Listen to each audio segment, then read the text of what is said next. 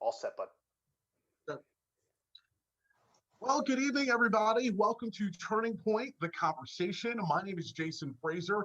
I'm a meteorologist as well as reporter with WKYC. I will also be your moderator for tonight's discussion, from protests to progress, how we can move forward. I want to thank all of our panelists for taking the next 45 minutes to chat about this goal and how we pretty much move forward.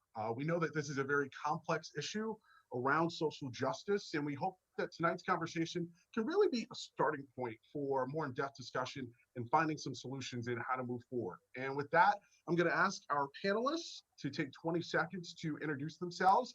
If you could let us know your name, your organization or agency, and a fun fact about you. So, you know what, we'll be gentlemen and start off with the women. Judy, you want to go first? Okay, first of all, thank you and WKYC for starting this conversation, this dialogue online. I appreciate that. Thank you for the invitation. My name is Judy Hill. I'm president of the Akron NAACP, a local branch. And that's the only one in our city. All right, Margo. Good evening. My name is Margo Somerville, president of Akron City Council and Ward 3 councilperson. Also a business owner in the city of Akron, Somerville Funeral Services. I don't know if it's a fun fact, but most people don't know I'm also a funeral director as well. So a politician and also a funeral director. All right, Bill. Bill Holland from the Summit County Sheriff's Office. Again, thank you for having me here tonight. I guess if I have to give a fun fact, I have an extensive bobblehead collection. Okay. All right, and Kareem. Yes, my name's Kareem Hinton. I'm with the Cleveland chapter of Black Lives Matter, one of the co-founders. I'm an organizer. You know, I guess a fun fact with me is, well, I've got 26-year-old twin girls, and out of nowhere came a 7-year-old son that my wife and I both have. So I don't know how that happened, but that's just a little fun fact about me and my family. All right, well, congrats. And to be fair, a fun fact about me is before I became a meteorologist, I was briefly a driving school instructor. All right, so thanks everybody for their introductions. I want to let everybody know that the Akron Police Department was invited to this discussion. However, they declined. We hope that they will be a part of future discussions. And panelists, I just want to remind you of a few ground rules. First, we will be limiting your responses to 2 minutes per question. And yes, I will be timing you. We want to make sure that we are fair to everyone that is on our panel, and we want to give them an opportunity to respond. Secondly, I know how difficult this conversation can be, so I just ask that everyone respect one another. And for those of you who are watching at home on WKYC.com and via some of our social media platforms, we encourage you to join our conversation. If you have a question for one of our panelists, please feel free to post them, and we will make sure to ask them throughout our discussion. So my first question is for the entire panel, and I want to start off with Judy from the NAACP. When you first saw the video of George Floyd, what was your first reaction, and what did you think? Well, I have to say that I didn't watch it. I heard about it 1,000,002 times. So I didn't watch it for the first couple of days. But when I watched it, I can tell you I couldn't breathe. I couldn't breathe, and I couldn't believe that in 2020, something like that could happen.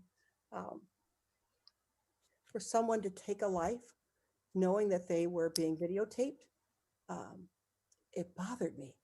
It bothered me. And it changed the way that I looked at the situation. There was a crime that was allegedly being committed, but did it mean that a person was to lose their life for it? I don't know.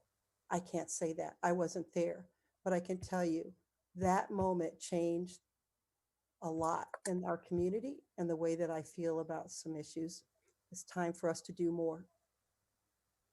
Margo, as the city council president, I mean, what was your reaction to this? It was definitely very difficult to to watch that video. For me, the very most disturbing thing about the video is the fact that there were other police officers standing there watching. Nobody said anything. Nobody intervened. No one tried to pull this officer off of George Floyd. I think that was the thing that was most disturbing to me, that everyone just watched it. They participated. They let it happen. Bill, I know that you are in the sheriff's office and you provide a very unique perspective. I know many in law enforcement were split about what had happened. What was your initial reaction and what did you think? Well, it's not uncommon that, I'm also the commander of our police academy. So training is a big part of my life. So when I saw that video, the first thing that comes to my mind is I never try to Monday morning quarterback anybody. Like Ms. Hill said, I wasn't there, so I don't have all the facts in front of me. All I have is the videos that I was shown. On face value, it's a not a good video for law enforcement. But I also, when I see it, I try to look at it objectively. It's hard not to Monday morning quarterback, and like Ms. Somerville said, there's officers standing around. I guess the thing is, you don't know what's going through their mind, what their thought process was, or if there even was one. Kareem, what did you think? So, firstly, I think that when the video first came out, I probably was hit with about 35 to 40 people that had sent it to me via text or via social media. And I didn't want to take a look at it, but I did. And, seeing those things, I slip into many bouts of depression because, I'm constantly being confronted with the fact that, I live in a society where I'm not regarded as a complete human being. I feel dehumanized. My worth is questioned every time I see something like that. And, that then for me just turned into anger. And then the analytical side of me kicked in, and I was immediately reminded of Tanisha Anderson, who also died from positional asphyxiation, as well as Eric Garner. And it just seemed like, we haven't made any progress. And it just put a fire in myself as well as some of my peers. And we just said, our approach has always been, we've always come at different angles, but we said we've got to approach this in multiple angles. And so that's why we endeavored into forging a relationship and partnership with the Cleveland Municipal Bar Association, because we knew as a grassroots organization, we didn't have the capacity to be able to do what we felt was needed. And so therefore it was imperative upon us to be able to partner with folks and organizations to be able to get some lasting change. And we hope that what we're able to accomplish here in Cleveland regarding qualified immunity and the collective bargaining agreement, that will serve as a template where it can be duplicated all over the country. Sure. So, Kareem, I know that your organization has been one of the organizations that has been leading not only protests throughout Northeast Ohio, but on a national level. Why was this particular case so different? Why were there so many protests that happened? Why do you think this particular one really hit close to home for so many people? Well, I think it's out of no disrespect for any of the other family members, of these victims of police murders, I think it's not that they were any less important. I think that one of the key factors in this, other than the fact that, it's a kind of like a lot of folks are at that point where they feel enough is enough.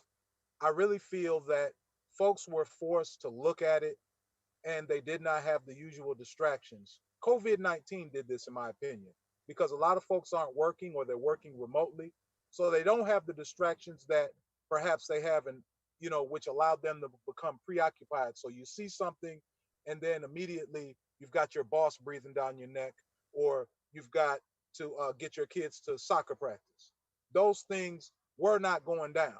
And so as a result, you have folks that saw this, they were confronted with this, and they were forced to marinate on this, have a conversation about this, sleep on it, wake up, seeing it again, and not be faced with the things that would have usually distracted them. And so as a result, we see a resounding, just enough is enough around the country.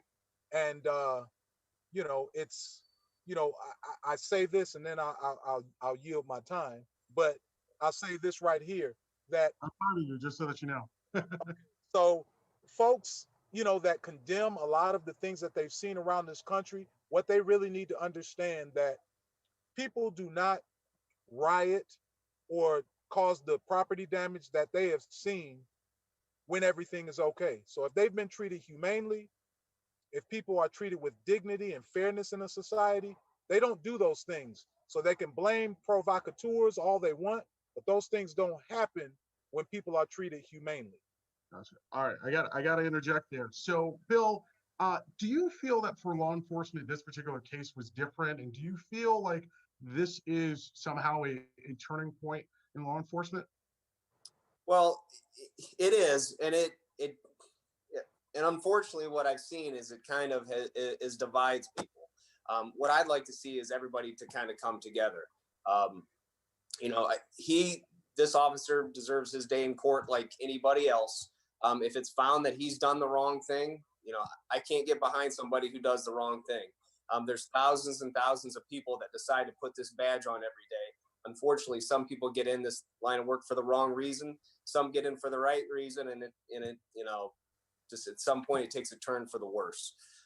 So for those of us that put on the badge with pride and want to do the right thing, it's just upsetting when we're painted with a broad brush. And our goal is to help people, and we want everybody to be safe. And it's I'm all for the peaceful protests, and down in Akron I saw several people trying to have their voices heard, and they did. And because they did it peacefully, I feel like their voices were louder because they weren't distracted with violence for the most part. And for those who are watching, I mean, can you help paint a picture, at least from law enforcement, for lack of better words, this dichotomy that I know that exists among many officers? I mean, you're there to really protect the protesters, but then at the same time, they're also protesting against some of the policies. Well, when you put on the uniform, it's not really a time to pick a side. If there's a peaceful assembly, you're there for security and for protection. Whether you agree with it or not, you're there to protect people, and the protection of property, protection of lives, and you can't get your own personal opinions get in the way of that. So, Judy, as I've talked to a number of people, they have said to me within the Black community, I don't really feel like my life matters. This particular case with George Floyd is just emblematic of some of the strained relations between the Black community as well as police. Can you just briefly just summarize me, why does the Black community seem to have a very troublesome and strained relationship with many police departments around the country? Oh, how much time do I have? 2 minutes? 2 minutes. Sorry. So what I'm going to do is I'm going to give you facts. I'm not going to tell you how Judy feels. But I want to say the video brought to light what African Americans have been saying for a long time. It was there in everyone's face for us to see 8 minutes and 46 seconds of a person being treated less than human. And so I think that in itself was a wake-up call.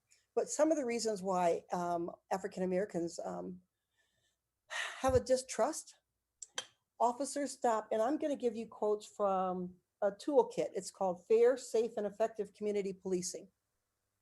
Officers stop Black drivers at higher rates than they do white.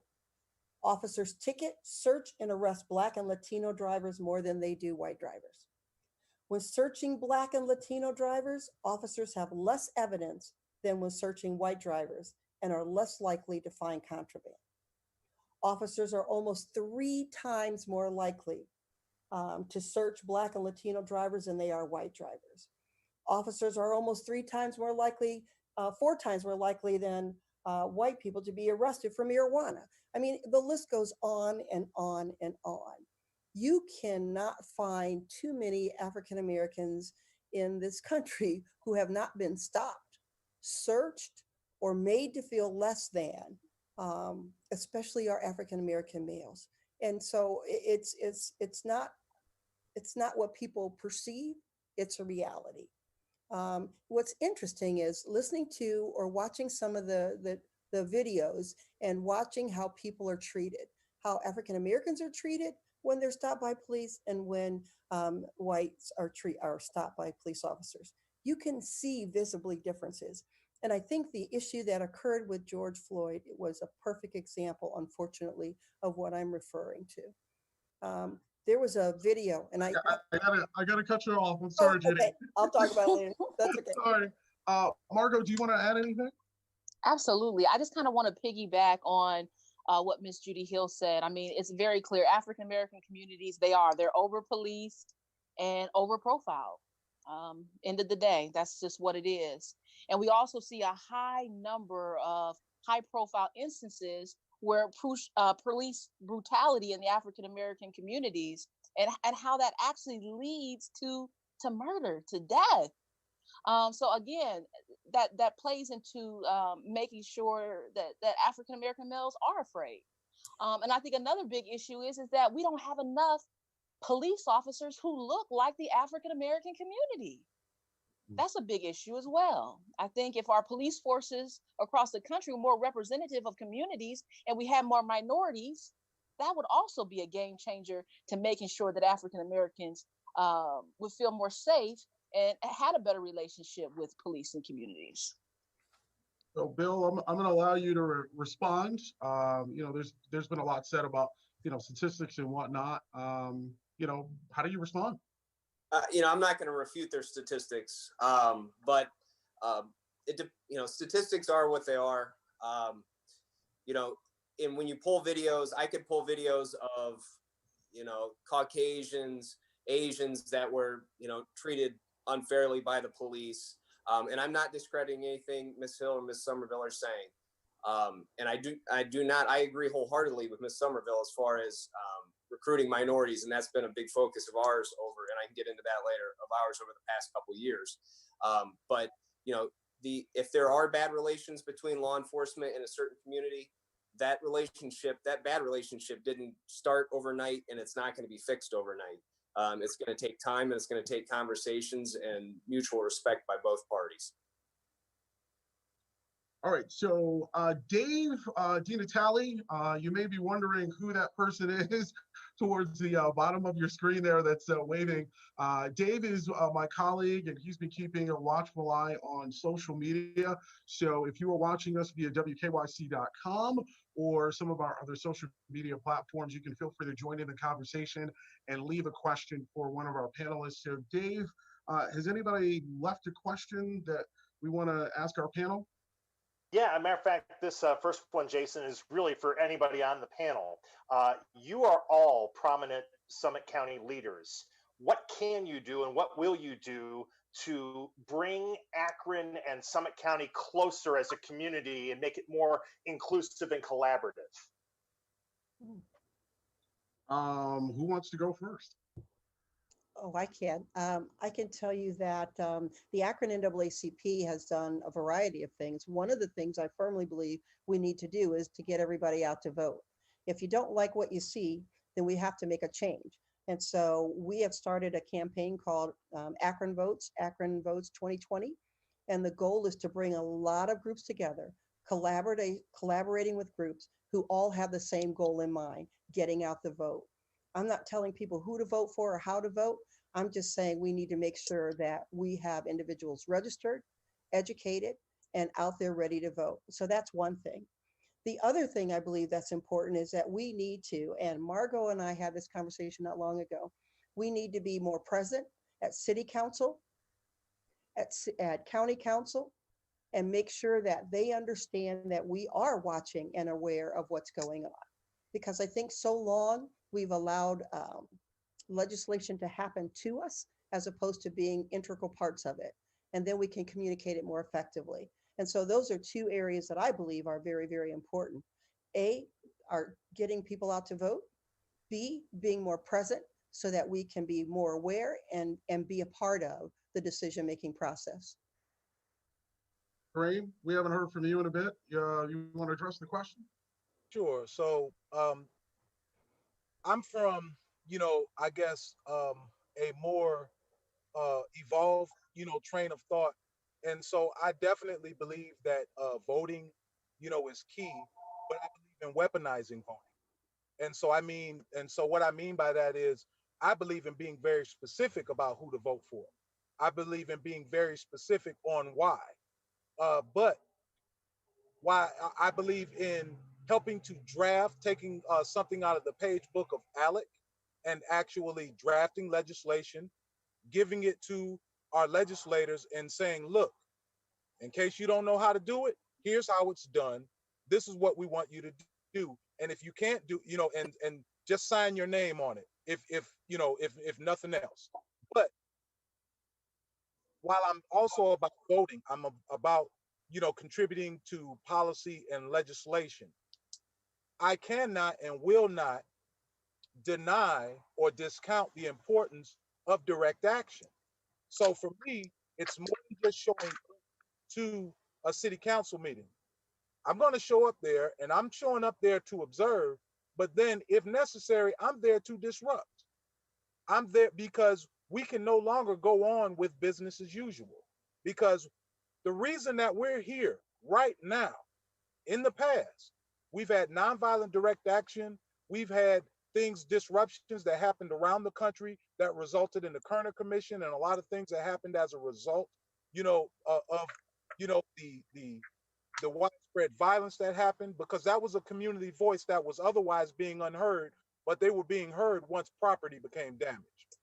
Okay, so now here in this day and time, we look back at those things and we know that nonviolent direct action works, but we also know that people out there taking to the streets works as well. We're here because of direct action. And, we're having this conversation now because of direct action. I have a shirt on, for example, that says, I'm going to have to interrupt you. I'm sorry. No, Bill? As far as destruction of property, I have to look at who's the one that's being affected. Right now with everything's been going on with COVID and the hit that businesses, especially small businesses have been taking, I've seen their property being damaged, destroyed, and it's really, it could potentially be driving businesses that were already struggling out of business. And I don't know if that's, I don't believe that's the goal for anyone. I had this conversation with a young African-American male not too long ago. He was telling me, we were having a very courageous conversation about police relations with his community. I said, you know what you can do to make a difference? I'll see you August 3rd at the police academy. You insert yourself, you bring your friends, you guys will have a direct voice on how policing's done. Influence. That's to me how it starts. Not everybody wants to be a police officer, but that's a good way. We're just trying to generate interest in people, joining our forces. So, and you know what, I'm going to ask you a follow-up question, but I want to give Margo an opportunity to also respond to the viewer question. I know that in the Akron City Council, there has been some legislation that has been passed, correct? Absolutely. And I'm proud to say that Akron has stepped up. We stepped up rather quickly. City Council has really been a leader. We proposed a piece of legislation that passed unanimously on Akron City Council, banning chokehold, but we took it a step farther than just banning chokeholds. We also made it criminally liable for police officers not to report or intervene when they see abusive use of force being used. When you see something, say something, do something. We also built in there some protections around officers who do intervene and report. So I think that's really big, that council is kind of making some of those steps in the right direction. City Council has also declared racism a public health crisis. in the city of Akron, where we're going to put together a task force of people to really look at this issue and not just talk about it, but put some money and create a real plan so that we can really address racism in our city. Not only have we done that on tonight, charter review met. City of Akron is reviewing our charter, and charter review commission passed unanimously that we're going to add to our charter, allowing city council to create a policy so that we can release body camera footage as soon as we possibly can as a way to be more transparent. So I think we're moving in the right direction in terms of really trying to be transparent, trying to make sure that our police force is accountable, and just making sure, as Karima said, we've had many protests in the city of Akron. We've heard the people from the protests, and we've heard their concerns, and we're trying to address them. As he said, we didn't get here overnight. It's going to take some time, but the city of Akron is truly a leader in this space, and we're moving in the right direction. Now, Bill, I understand the sheriff's office has had several programs and several ways that you've been trying to outreach to the Black community. Can you talk a little bit more about that? Yeah, one endeavor that we've been partnering with the Summit County Executive, Eileen Shapiro's office, is a recruiting effort.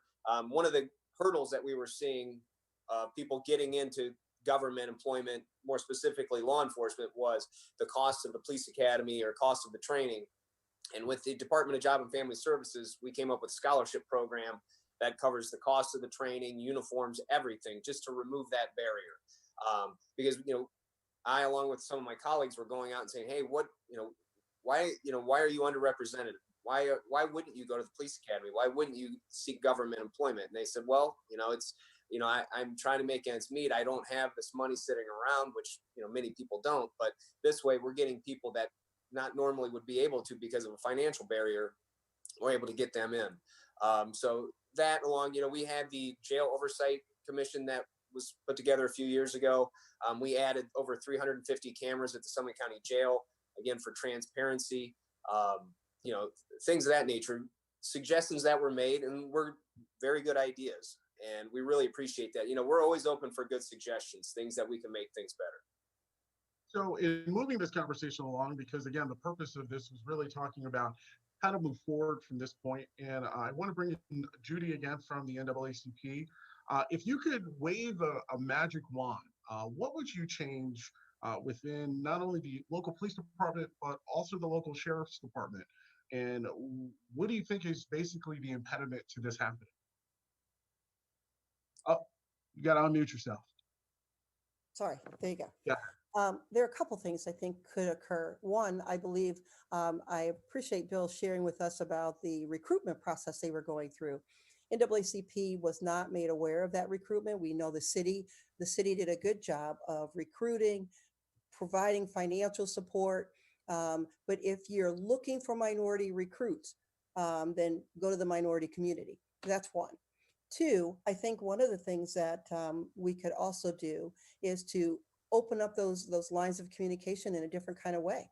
I'm a firm believer in citizen review committees and shaping them in a way so that everybody understands what the role is and how it can impact to be transparent, open, and create community trust.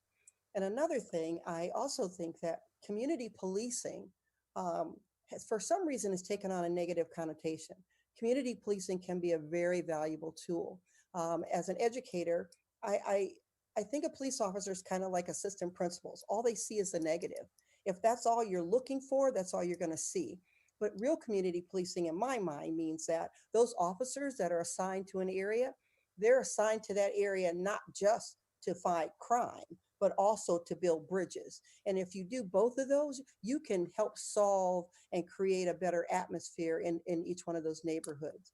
For a while, I know that the State Highway Patrol was coming in and monitoring in areas and creating all kind of havoc. And I'm just so glad that that piece of the puzzle has moved on. But I think in both the Sheriff's Department and the city, we can do more to create bridges, and it takes time.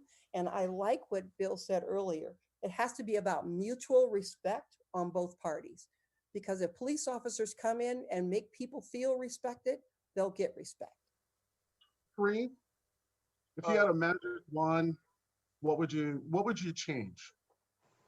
If I had a magic wand, what I would change is that I would put in, um, I guess, rules in place, laws in place that actually gave teeth to the community, so that when community oversight, is there, that exists within this process, then what you'll have are officers that truly respect the community will achieve that respect that folks are talking about, because they know that, we tend to respect, folks that we fear, but because hey, these folks might cost us our job.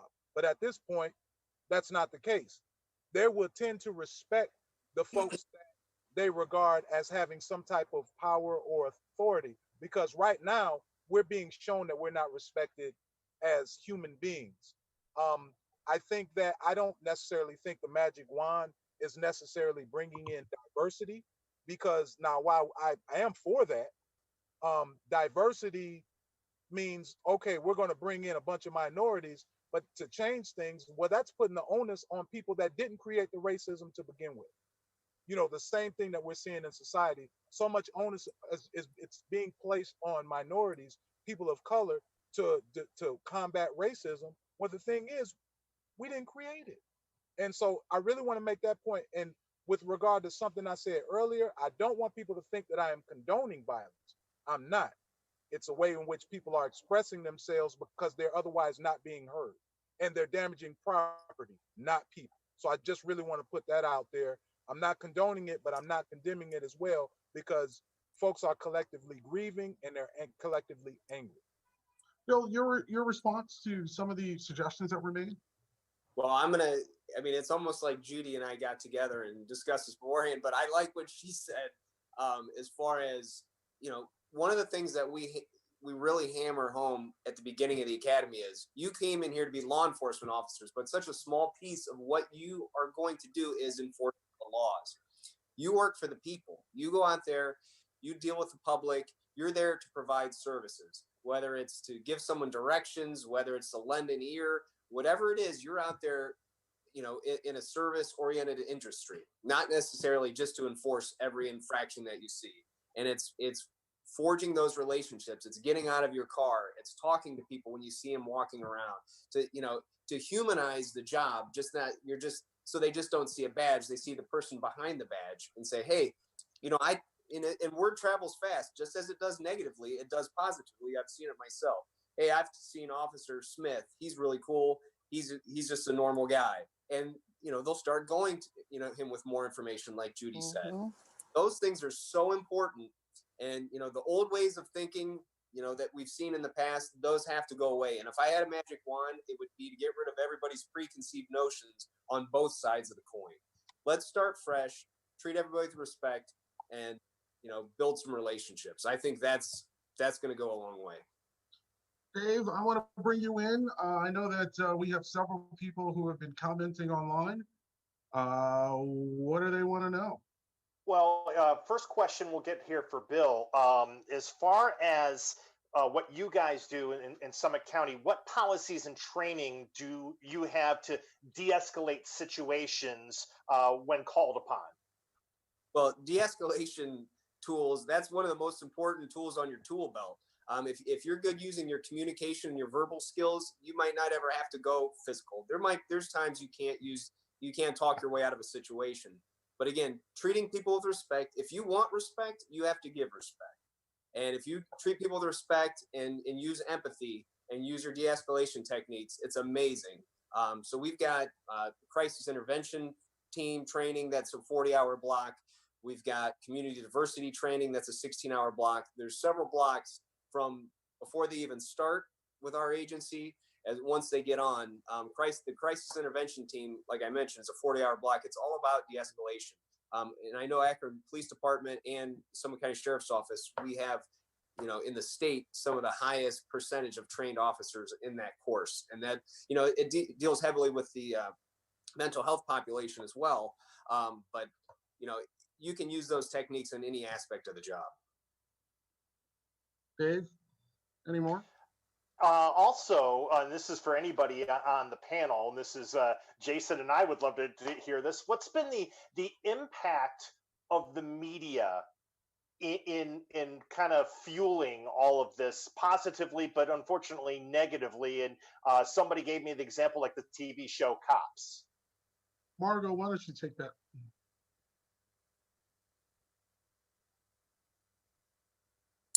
Um, the only thing that I can really say is that, again, I think the media has just really been showing, what's really happening.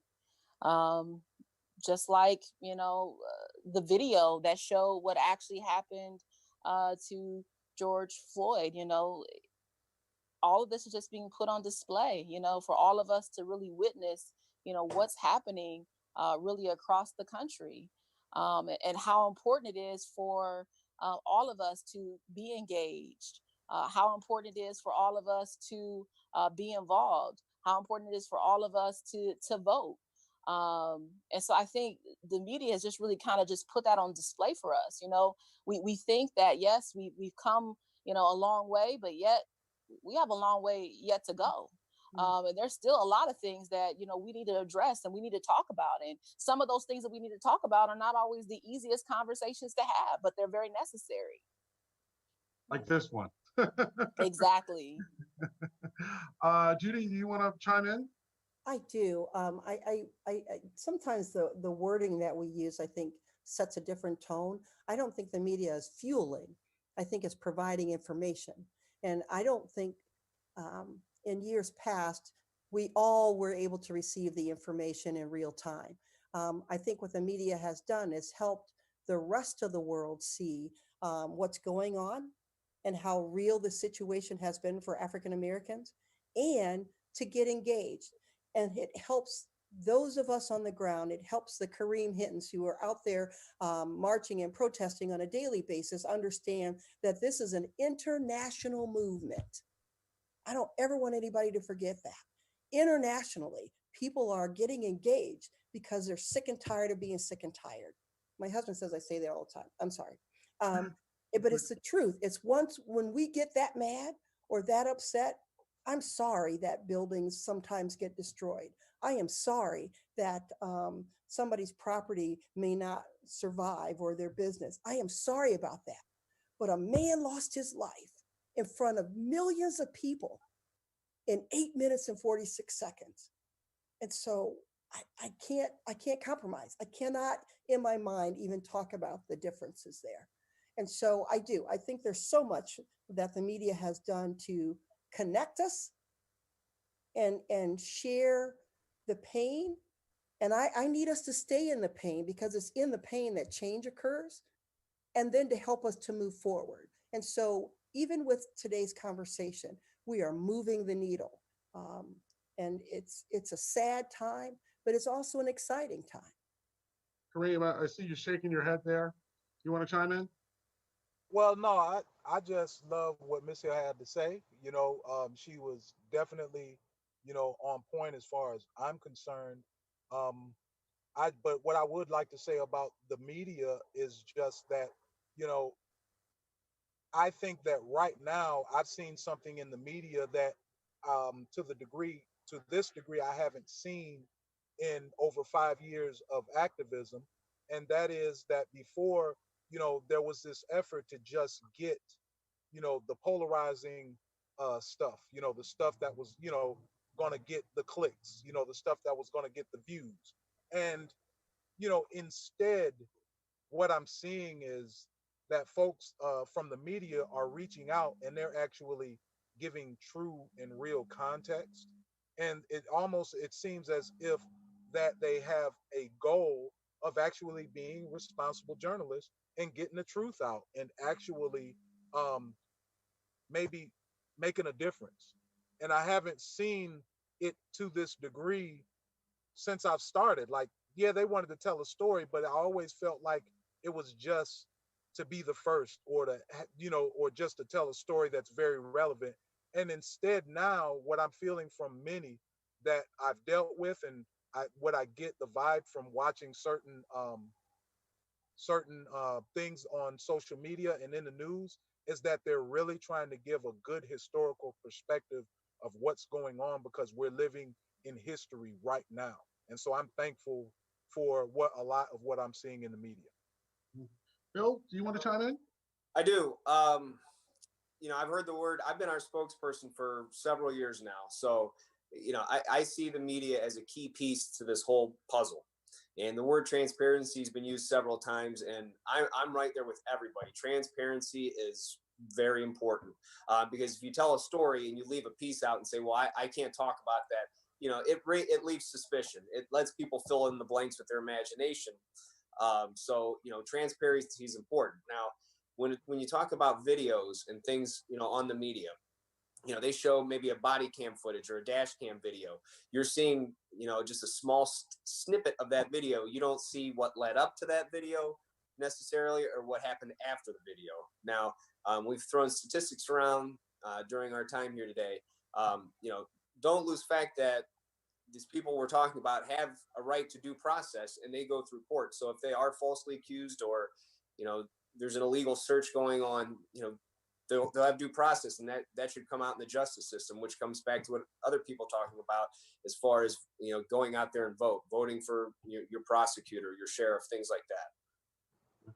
So, and Bill, I know we have to wrap up with you because I know that you have to leave here within the next 5 minutes. So I want to ask this next question of you.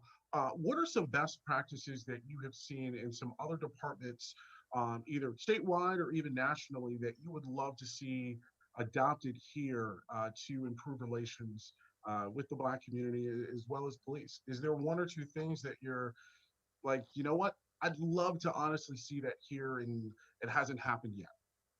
Well, the Ohio Collaborative that's been going on as far as, that's a group that comes best practices as far as recruitment, use of force.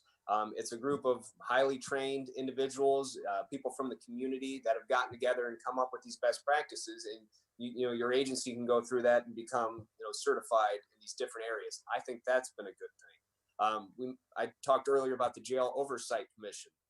I thought that was great for transparency because, people come to the table from, and if it's going to work, it has to have representatives from everywhere. And they have to come to the table with an open mind and be able to take criticism, especially people, my colleagues. So, I feel that's important because people have ideas, and when they present their ideas and we tell them, we've thought about that as well, but here's why we haven't done that. If you just tell people, the why statements are very important.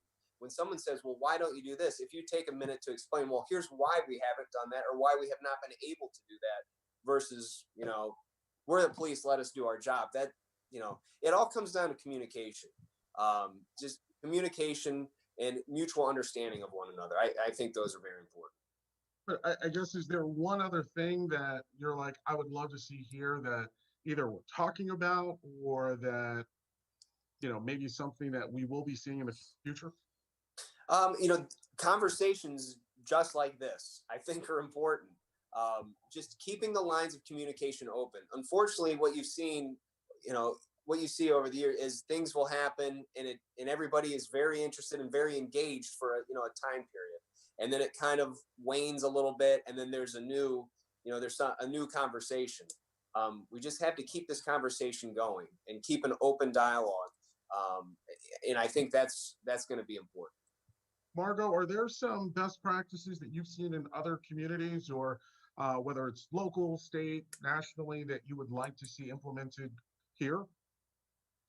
I definitely just want to Judy Hill kind of brought it up. I think community policing, we used to have community policing in the city of Akron. Not really maybe to the extent that we really need it, but I think community policing is definitely going to help. Community policing allows the police department to be more proactive, develop relationships. When we did have community policing in the city of Akron, we saw that, typically when something would happen in the African American community, you'd have one of your veteran officers show up, and 9 times out of 10, he probably knew the family. He knew, the young man's mother, grandfather, and he could absolutely just diffuse the whole situation. Just immediately, relationships. So that's huge. So I think community policing is definitely going to be a way to help bridge that gap and really work on bettering the relationship between community and police.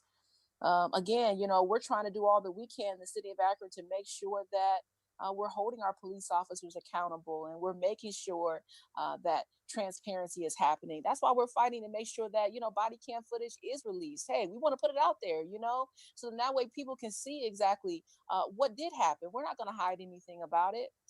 So again, I think those are the things that we need to do to move in the right direction to mend those relationships. And Bill, I see it's 7:15, so I know you got to run. I just got one last question for you. Moving forward, what is something that you can commit to improve relations between the Black community as well as law enforcement? I think training. I'm big on training. Just training both for law enforcement and the community. Training from our end, we mentioned de-escalation techniques, community policing, also very important. Getting to know your community, getting to know your area, the services. So if someone asks you, you have many options other than arrest. Refer someone to services. But training for the public as well. Here's how the police department or sheriff's office, here's how they work. Here's, I'm not saying everybody has to be trained as a police officer, but if you're given a lawful order, you need to obey a lawful order for this reason. We've had people come in and with the shoot, don't shoot scenarios, and they're shocked every time how little time, how, you're given a huge responsibility to make split-second decisions. And like I mentioned before, we have people that come in this line of work that, they do the wrong thing. Trust me, we're all about people that are getting into this business because they want to help people. I ask people on the first day of the academy, why do you want to get into law enforcement? And I better hear the first thing out of their mouth is because I want to help people. Not help a certain person or certain type of person, help anyone who needs help. That's what we need, is people who want to help people. Well, Bill, I know that you have to run, so I thank you very much for your time. The rest of the panel, I just have one more question, and then we're going to wrap this thing up, okay? Thank you. So thank you, Bill, for your time. I appreciate you. So Judy, I'm going to ask you the same question that I asked Bill as well as Margo about, are there some other best practices that you see in other areas of either Ohio or other parts of the country or even the world that you would like to see adopted here in Summit County? First of all, I want to say that Bill kept referring to the Jail Oversight Committee. I did sit on that committee, and it was very interesting to watch that process evolve. When you have community as well as police officers and the legal minds working together, it's amazing what you can do. Now, they already had a little bit of their agenda set, but I don't think they were prepared for the community input that came into it. So in essence, what he's saying, he's supporting, in my mind, the city police oversight opportunity, because what we did at that to help that jail situation change the narrative of how people perceived Summit County Jail. And they saw us all working together to make that change. I believe that same thing can happen in the city of Akron. Police, legal, government working together to help change the narrative in a positive way. So that was one. I have to say that I've seen bits and pieces of things that I like. I have a strong respect for the police chief in Cleveland. When he first came on board, one of the things I saw him do was to go out into the community. He went to the community. He didn't have the community come to him. He went out in the community and he listened and he took the barbs. I'm telling you, I saw it.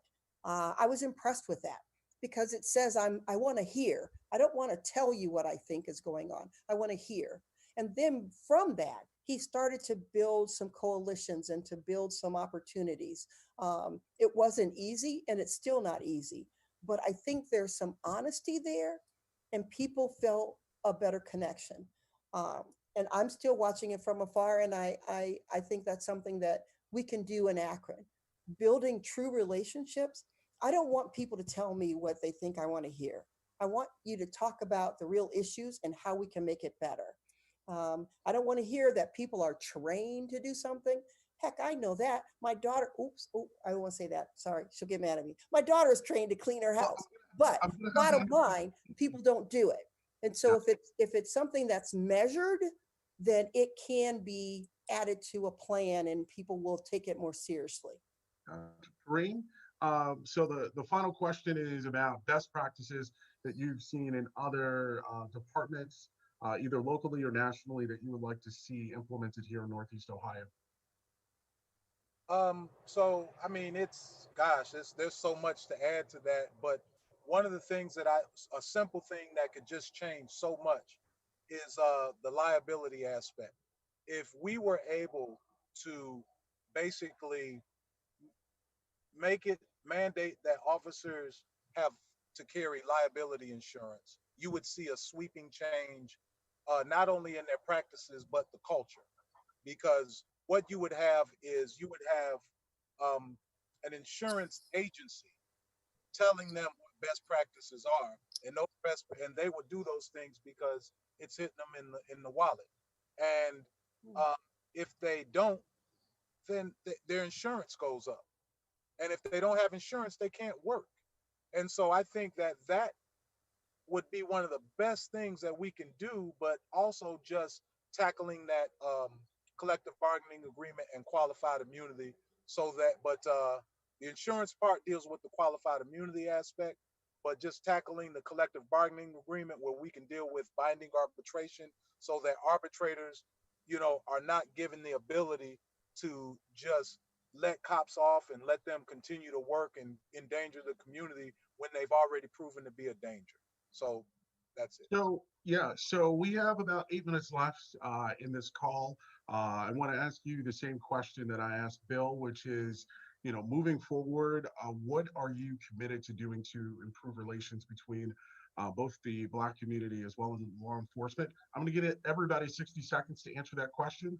So whoever wants to go first. Could I please? Go ahead. So I just want to say this real quick that, it's something that I've already embarked upon. And so in Cleveland, they have the Black Shield police organization.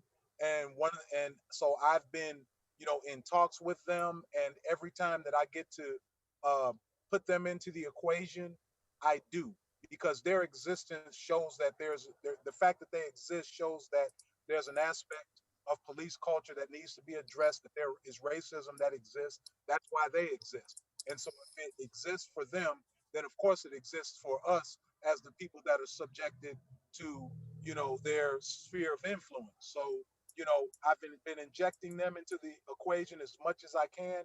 And hopefully what we've been saying for decades or over a century will be validated because it's coming from another person in law enforcement. And so that's what I've been doing. And hopefully them representing for us as people and as a community, maybe that will help bridge some things.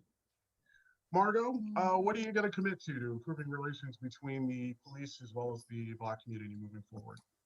I'm going to continue doing, what we have been doing way before George Floyd, So again, I think that we find ourselves now in an opportunity to really begin to have a conversation about reimagining what public safety really looks like. So just wanting to have some conversations, making sure that we're bringing the African-American community and our police officers together to really figure out how we can bridge the gap, how we can do better. My commitment has always been to how can we make change in policy and legislation. So looking at those types of things, looking at the positions that we already have, the city of Akron has a police auditor, really looking at that position and how can we give him more power to be more independent, to really help bridge that gap as well. So again, we're going to continue moving in that direction. Judy, your final thoughts? Wow. First of all, I think the key for me is to continue, as Margo said, doing some of the work that we've already been doing. I also helped and sat on the city of Akron's body cam video usage and their policies, and I want to continue with that. But one of the things I think Margo has been challenging me to do is to work more closely with city council and the police department, et cetera, as we move the needle and help shape things. I'd love to be able to talk with some of our young officers. They haven't invited us to the table, Margo, but maybe that's something you can help us do.